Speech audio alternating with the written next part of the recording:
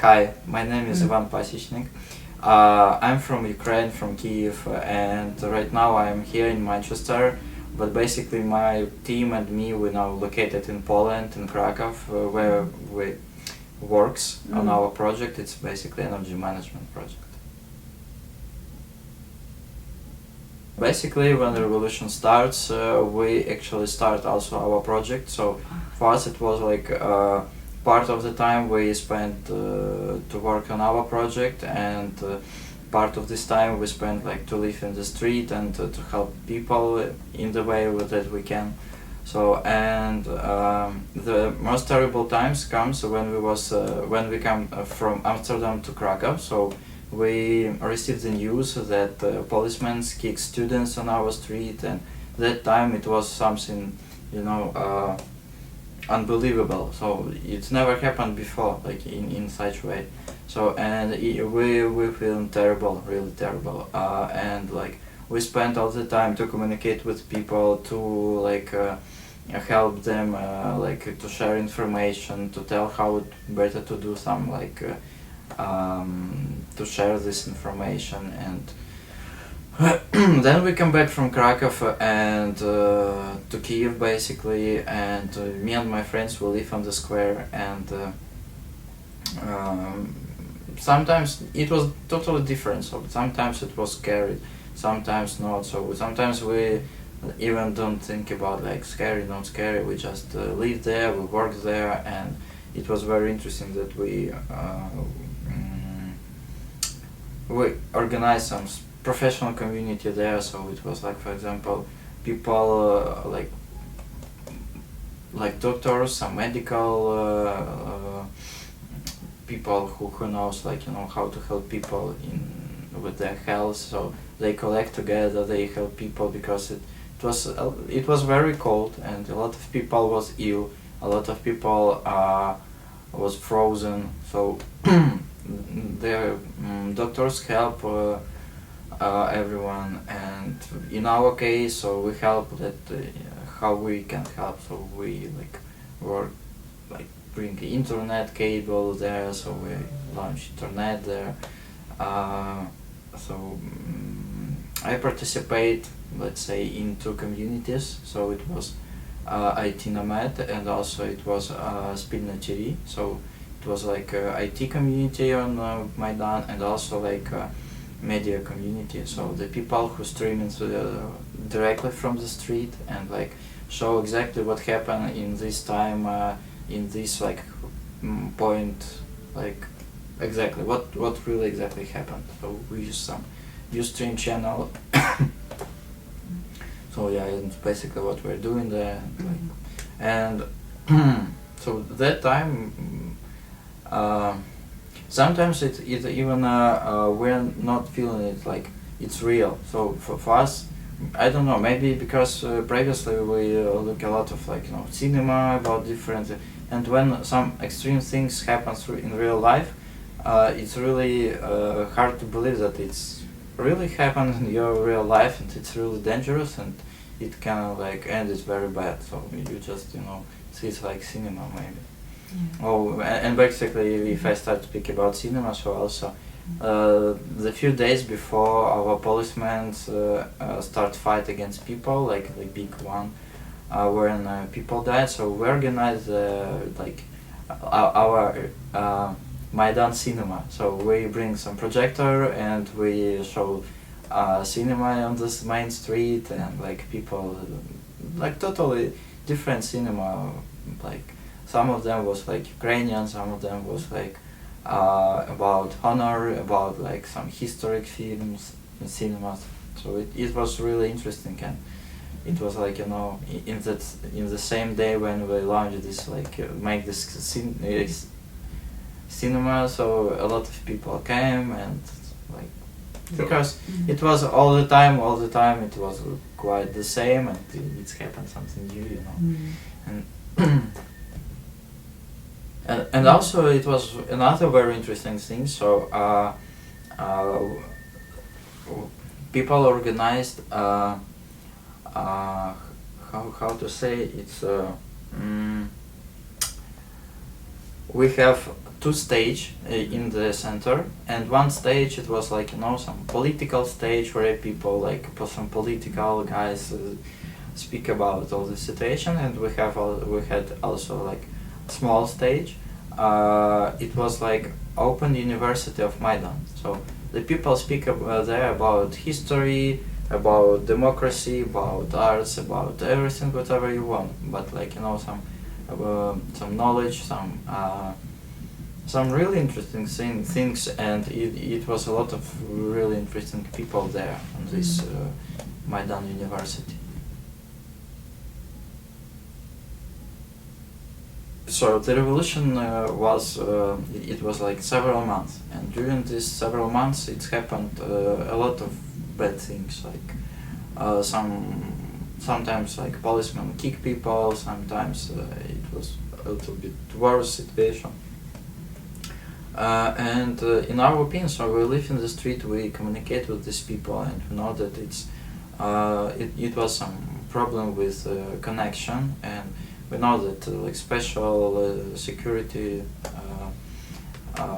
force of our government, so they listen all like phone talks, all like, you know, channels, and when people communicate between them, so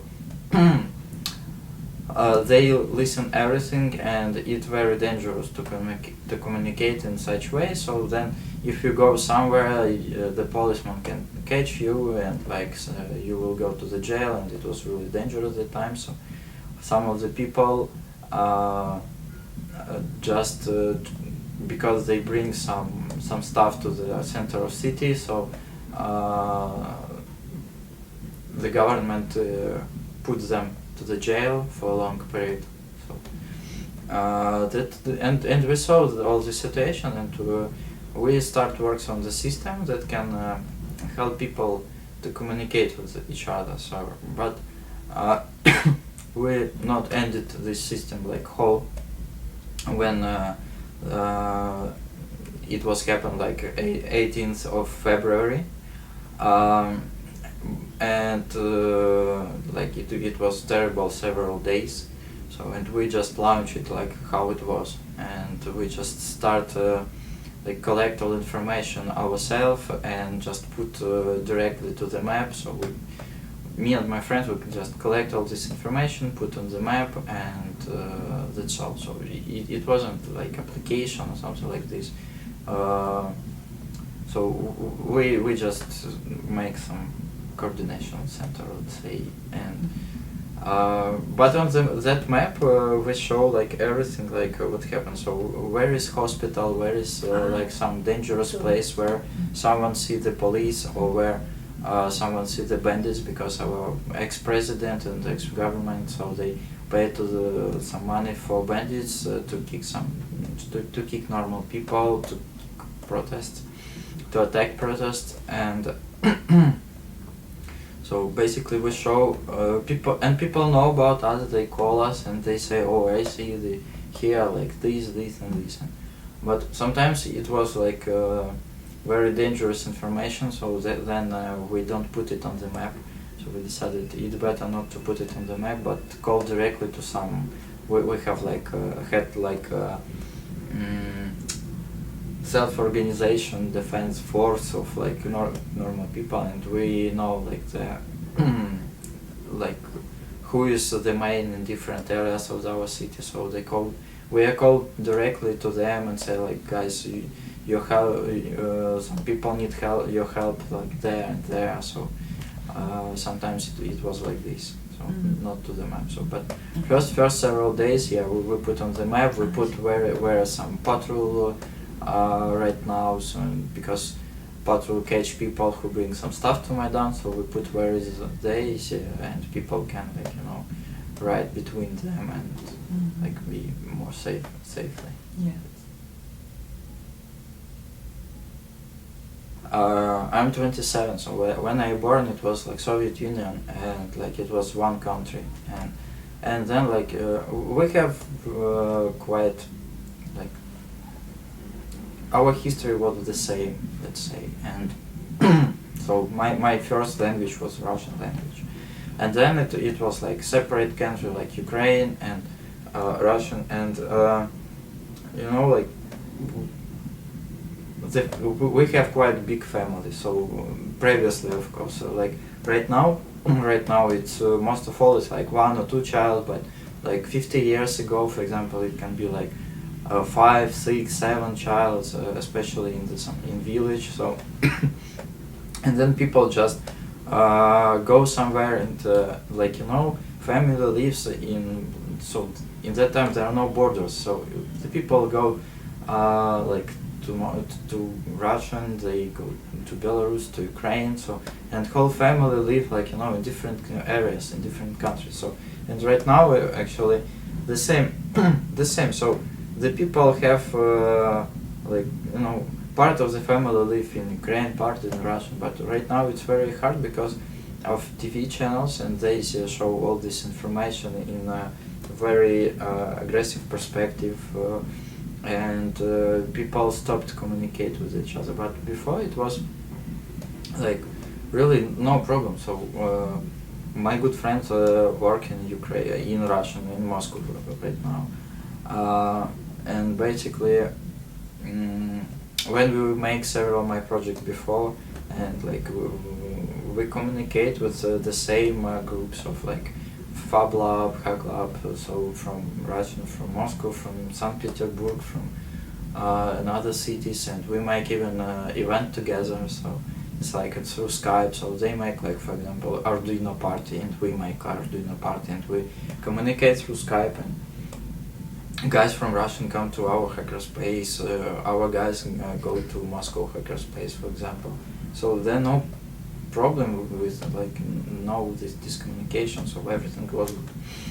Then this like war happened, and we all know that like it's like Russian money, and they sponsored our like terrorists in the east and organized all of this, because like the guys who was the main of terrorists, so they are from Russian special force, and everyone knows about this, and they sponsors with this, with rockets, with tanks, and a lot of that. So, and this Russian propaganda works very strong everywhere.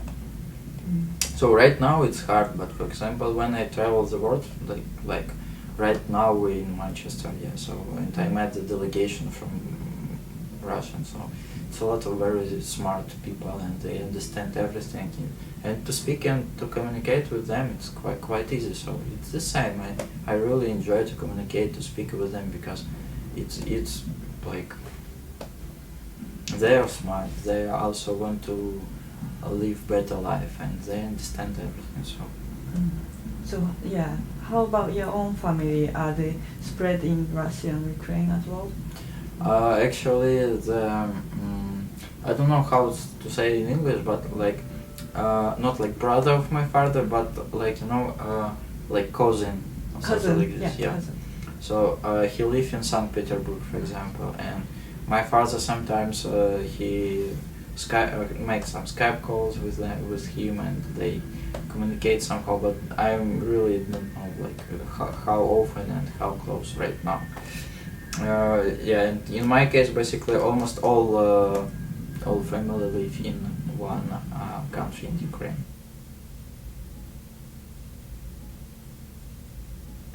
During our revolution, basically we protest against our government, and basically it was very hot protests, and with like attacks between like police and us, and our government said that we're like, you know, revolutionaries, like terrorists and something like this. And basically it was very funny when I saw this question in this visa, because like, you know, that time, yeah, they said that like, you know, that like we're terrorists, and it's like foreigner agent.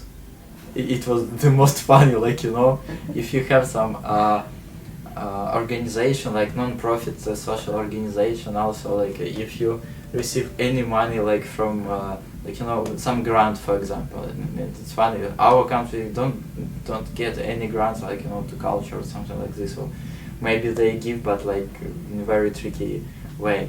And when you launch some really interesting project, for example, my really good friend, they launched crowdfunding platform like Kickstarter but local, and they received grant for this project. And our government said that they're like a foreigner agent. So it's like, what? So now internet is very open in our country, for example. In Russian it's very closed. And they try to make our internet like, if you write something about your government in Facebook, you can go to jail. Like, what? And it also was very like, what? I see. Yeah. And with this, like, with this law, everyone from us can go to the jail.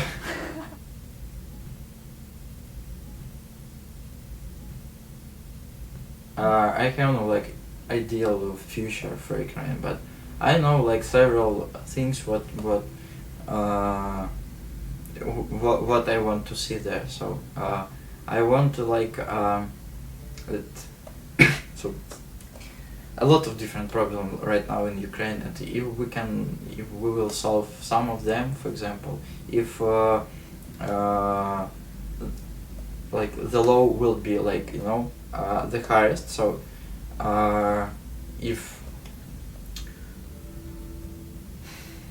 how to explain, so when I make some business, I have some risks that some bandits come to me or some people and say, I want part of your company, and because they have some guns and something like this, so okay, so what I can say, and so there are no law, like and it's one of the things. So basically I cannot explain it in English because I never speak about this in English. It's hard to explain from the beginning. Yeah. Right now is one of the most important things that to stop the war in the East, but not just in a just stop it. No, it should be like in a right way. So Russians should not give money. Russians should leave our country. I mean army. So and then between ourselves we can how to say, you can become friends together again without the army. We cannot say after that people kill. Oh, of course. But we will communicate somehow, and without money and the army from Russian, it will be much easier to stabilize the situation. Mm-hmm. And basically right now it's quite good people in government, so the government changed a lot this time. So right now I have several friends there. So for example, I write yesterday to one of them, and he introduced me to some people in Manchester, not Manchester, London, where I'm going tomorrow. So and it's if you really need something, so you can easily communicate with government right now, and even through Facebook, for example. So almost all our government there right now in social media, Mm-hmm. in Facebook and Twitter. So definitely you can communicate with them, and to control them start be much easier. For example, right now they start to vote for the law in our government, in parliament. They start vote in the right way. So previously it was one party decided that they need some law, and when this voting process starts, so you have 60 seconds to vote, and then several people just run through the chairs and push the button yes everyone. So and the biggest part of the party can be even not exist in the parliament at the time. So and they just voting for all of them.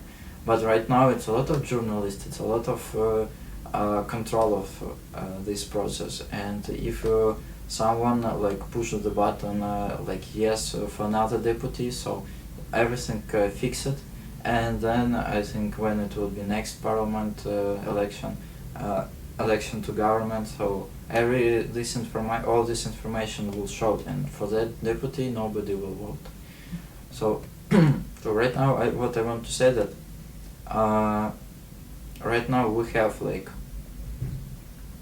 chance to be like, you know, to make Ukraine really great country, and I think all of us will make like everything what we can like to make it so like, you know, high technology country, but or maybe it will so we have like a really good ground, like, you know, for agriculture, so maybe it will be like great agriculture country that can sell a lot of like fruits, vegetables to Europe, for example. Or we have like a really strong IT community, IT guys, and we have a lot of IT companies, and because like to make some IT companies you need like to work in IT you need like laptop and your brain, and you can start work there. So, and a lot of for young people basically it's only one way like how they can grow in this world. So because to launch something you need some capital, but when you have no this money, because but you have brain, so you can start to work hard and like be succeed and like make really great things. Yeah. So of course I invite you to Ukraine, so if you have the possibility to come, so it's really great country, and I can show you a lot of very interesting things in my city, in my country. Basically, until I was 25, I never was on the out of border. So I discover like I go like hitchhiking, I go to mountains, to some river, and like it's really great country.